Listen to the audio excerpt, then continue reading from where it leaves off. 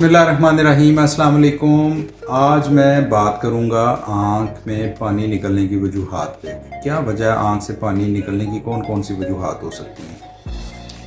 हमारी आँख की पलकों के दोनों ऊपर और नीचे दो सुराख होते हैं। जो आँख का पानी, गंदा पानी होता है, उसको एक खींच के गले के रास्ते पेट में ले जाते हैं। अगर वो सुराख तंग हो जाएं, उनके अंदर कोई मसल की ट्रैक्शन आ जाए या वो प्रॉपर तरीके से सक्शन ना कर रहे हों, उसकी वजह से भी आँख में पानी निकलता है। बाज़ औक़ात ऐसी कंडीशन होती है जिसमें आँख पानी ज़्यादा बनाना शुरू कर देती है। फॉर एग्ज़ाम्पल, आँख में कोई चीज़ पड़ गई है, आँख में कोई एलर्जी हो गई है, आँख का प्रेशर बढ़ गया है। ऐसी कंडीशन में ऑटोमेटिकली कुदरती तौर पे आँख खुद ब खुद पानी ज़्यादा बनाना शुरू कर देती है। और वो जो लोअर पंक्टा और अपर पंक्टा की जो दोनों सुराखों में जितना पानी खींचना होता है उससे ज़्यादा पानी बन रहा होता है, इसलिए वो बजाय उधर जाने के फिर आँख से भी पानी चलता रहता है। ये कुछ ऐसी वजूहात हैं जिन पे इंशाल्लाह रोज़ की बुनियाद